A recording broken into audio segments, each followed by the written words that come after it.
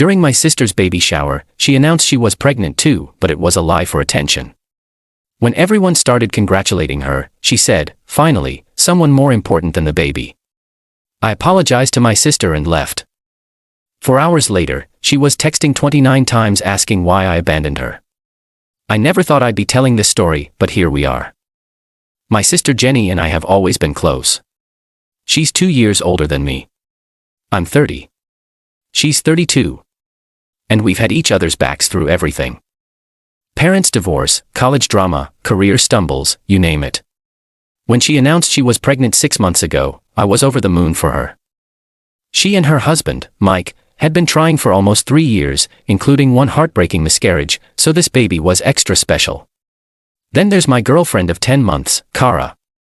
She's beautiful, smart, and funny, but looking back, I should have seen the red flags. She needs to be the center of attention in every situation. If conversation drifts away from her for too long, she'll suddenly have a dramatic story or an emergency call. I used to think it was cute, even endearing, how enthusiastic she was about being included. Now I realize it was something much more concerning. Anyway, Jenny's baby shower was this past Sunday. Her best friend, Allie, organized it at a nice restaurant with a private room. Nothing too fancy, but tasteful. Pale blue decorations, it's a boy, good food, about 30 guests including family and close friends. I was one of only 3 guys there, me, Mike, and our Uncle Dan, who practically raised us after Dad left. Kara had been acting weird all morning. First, she couldn't find the gift we bought, which I eventually found right where I'd left it. Then she had a migraine that mysteriously disappeared when I suggested she stay home. Finally, she insisted on changing outfits 4 times because nothing was right. When we arrived, she was unusually quiet, just observing everything. I should have known something was coming, but I was busy helping Mike set up the gift table and catching up with relatives I hadn't seen in months. The shower was going great. Jenny was glowing, everyone was having fun with the silly games, and the mood was perfect. They just finished opening gifts when Kara suddenly stood up, tapping her glass with a spoon for attention. I froze. We hadn't discussed her making any announcements. What was she doing? "I know today is about Jenny and her little miracle," Kara began, her voice wobbling with what I now recognize as fake emotion. "But I just can't keep our news secret any longer." "Our news? What news?" She placed her hand on her stomach and looked at me with teary eyes. "We're pregnant too. I found out yesterday." The room erupted in gasps and congratulations. People were hugging her, patting me on the back. I was completely blindsided, my mouth literally hanging open in shock. This was the first I was hearing of this. How could she be pregnant? We'd always been careful, and she'd never mentioned a missed period or any symptoms. I looked over at Jenny, whose smile seemed frozen on her face. She was trying so hard to look happy, but I could see the light had gone out of her eyes. This was her day. Her celebration after years of heartache. Then Kara said the words I'll never forget. "Finally, someone more important than the baby." The room went quiet. A few nervous laughs broke the silence, but the damage was done. Jenny's mother-in-law actually gasped. My Uncle Dan's eyebrows shot up so high they nearly left his face. I was stunned speechless for several seconds, my face burning with a mix of embarrassment and confusion. People were looking between Kara and me, waiting for my reaction. Finally, I managed to compose myself. "Kara, can I speak with you outside for a minute?" I said, my voice strained but calm. As I led her toward the hallway, I could hear the uncomfortable murmurs starting behind us. Once we were outside the private room, I turned to her. "What are you talking about? You're pregnant. When were you going to tell me?" She giggled and whispered, "I'm not actually pregnant." Silly. I just couldn't stand everyone fussing over Jenny all day. "Don't worry. We'll just tell everyone I was mistaken in a week or so."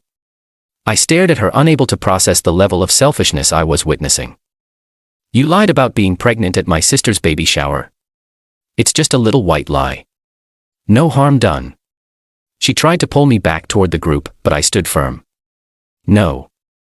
This is beyond inappropriate. That's my sister who struggled for years to have this baby, and you just stole her moment for attention." Kara's face hardened. "Oh, please. She's already had 6 months of everyone asking about her pregnancy. She can share the spotlight for one day. That's when I knew it was over between us. This wasn't a momentary lapse in judgment, this was who she was. I walked straight to Jenny, who was now sitting at the head table, attempting to maintain composure while guests awkwardly tried to continue the celebration. "Jenny, can I talk to you privately for a second?" We stepped out into the hallway, and I immediately told her the truth. Kara's not pregnant. She made it up for attention. I had no idea she was going to do this, and I am so sorry. Jenny's face crumpled, tears immediately welling in her eyes. She took a deep breath, visibly trying to compose herself. "Are you serious?" she asked, her voice breaking. "Who does something like that?" "I don't know, but I'm done with her. I'm gonna take her home and then come right back." "Okay." Jenny wiped her eyes. This was supposed to be after everything we went through. She couldn't finish the sentence.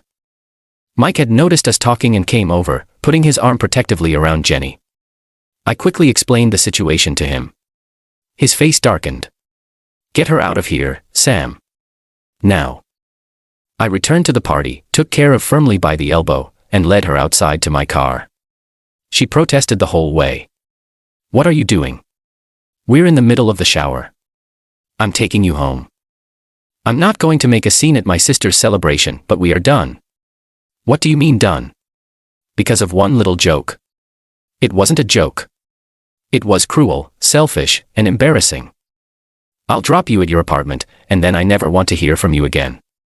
She switched tactics immediately, tears flowing on command. "Baby, I'm sorry. I just got caught up in the moment. Everyone was so happy, and I wanted us to be happy too."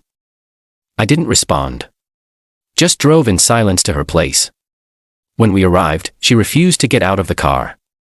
"You can't just end things over this. What about everything we've built together? Kara, we've been dating less than a year, and you just showed me exactly who you are. Please get out of my car." "Fine, but you'll regret this when you calm down. You're overreacting." I waited until she stormed into her building, then drove back to the shower. By the time I returned, the mood had completely shifted. Several guests had already left. Those who remained were speaking in hushed tones, and the celebratory atmosphere was gone. Jenny was sitting with her closest friends who were clearly trying to comfort her. I apologized profusely to Jenny and Mike. "I am so sorry she ruined your day." Jenny gave me a hug. "It's not your fault. You didn't know she would do something like this." I stayed until the end, helped clean up, and made sure Jenny knew how much I loved her and was excited for my nephew's arrival. But the damage was done. The joyful celebration had been irreparably tainted by Kara's selfishness. By the time I got home, it was about 4 hours after I dropped Kara off. My phone had 29 text messages and 13 missed calls from her.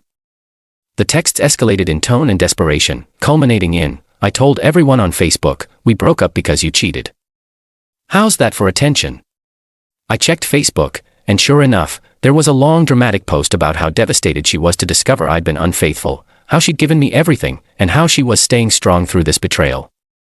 Already, 47 comments offering sympathy and outrage on her behalf. I didn't respond to the texts or the post.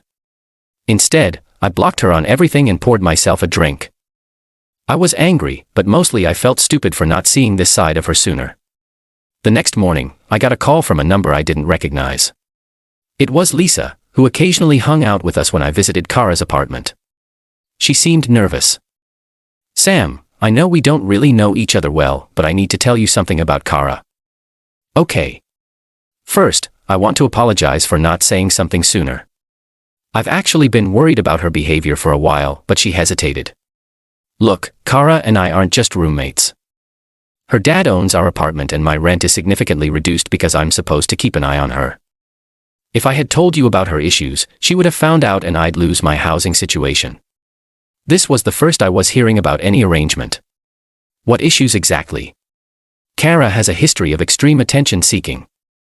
She's told previous boyfriends she had cancer, that her non-existent brother died in Afghanistan, and once claimed to be a distant cousin of a minor celebrity. I've watched it happen 3 times now, and it always follows the same pattern." I felt a chill. "Why are you telling me this now?" "Because she's telling everyone you were abusive, and I know that's not true. She's done this before, and I can't watch another decent guy get his reputation destroyed. I thanked Lisa for the warning and immediately called my boss. I work at a small marketing firm where everyone knows everyone, and gave him a heads up about potential drama. Then I called my sister and uncle to warn them too.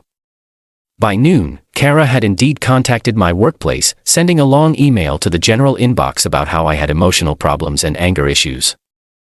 My boss forwarded it to me with just and after I explained, he assured me he understood the situation and would notify HR about potential harassment. That afternoon, my doorbell rang. It was Kara's dad, a man I'd met exactly twice at family dinners. He looked uncomfortable, but determined. "Sam, could they think we need to talk about what's going on with you and my daughter?" I invited him in, offered him a drink, which he declined, and calmly told him exactly what had happened at the baby shower. I showed him the texts from Kara and mentioned what Lisa had told me about the pattern of lies. He sat in silence for a moment, then sighed deeply. I was afraid of this. We've been dealing with Kara's behavior since she was a teenager, but she seemed to be doing better lately. She was taking her medication regularly, seeing her therapist. Turns out Kara had been diagnosed with a personality disorder years ago that manifested in extreme attention-seeking behavior. They'd had her in and out of therapy since her teens, and her father had arranged for Lisa to be her roommate partly to keep an eye on her. Her last relationship ended when she faked a break-in at their apartment for sympathy after he went on a business trip instead of taking her to a concert. "I should have warned you when things started getting serious," he admitted, "but she seemed stable with you, and her therapist thought a normal relationship might be good for her. I'm truly sorry she's dragged you into this."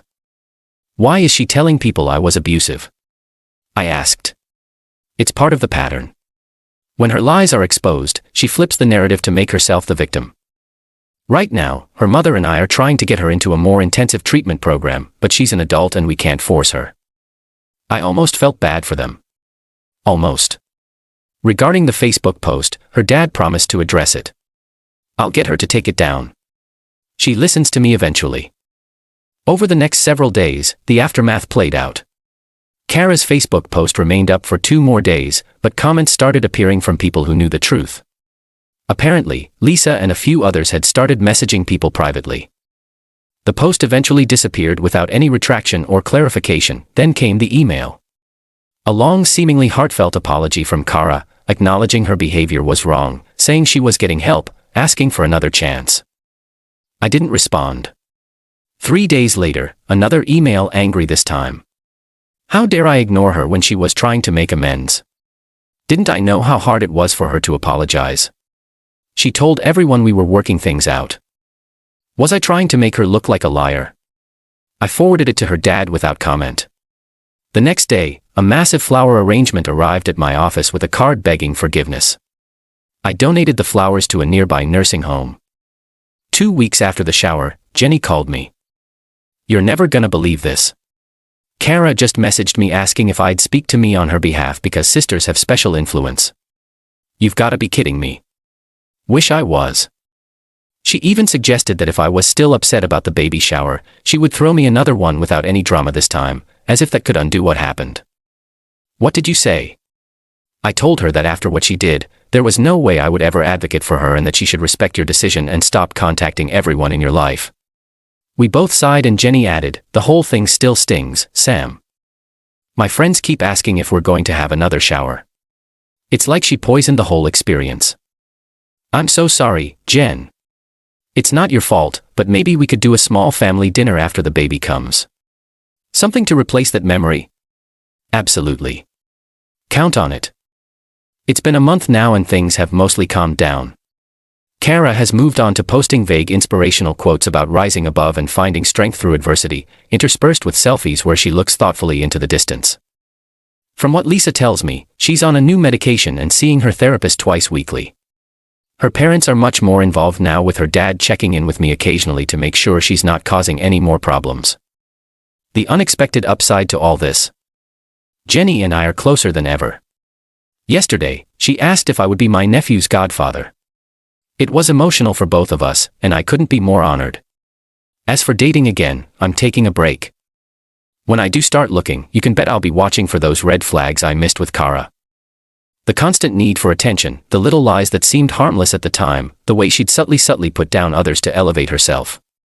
Sometimes the trash takes itself out, but you still have to deal with the smell for a while. I'm just glad I discovered who Kara really was before things got more serious, before we were actually expecting a child, or worse, married. The strangest part of all this, I'm actually grateful it happened. Not for Jenny's sake, I still feel terrible that her special day was tarnished. But for me, it was like having blinders ripped off. I can't believe I didn't see the pattern earlier. I received a call from Kara's therapist last week with Kara's written permission, asking if I would consider joining a session to discuss what happened. I declined politely. I've given enough of my energy to this situation, and while I hope she gets the help she needs, I'm not interested in being part of her treatment plan. I'm not angry anymore. Mostly, I just feel free, like I dodged a bullet without even knowing it was coming. And that's a pretty good feeling, all things considered.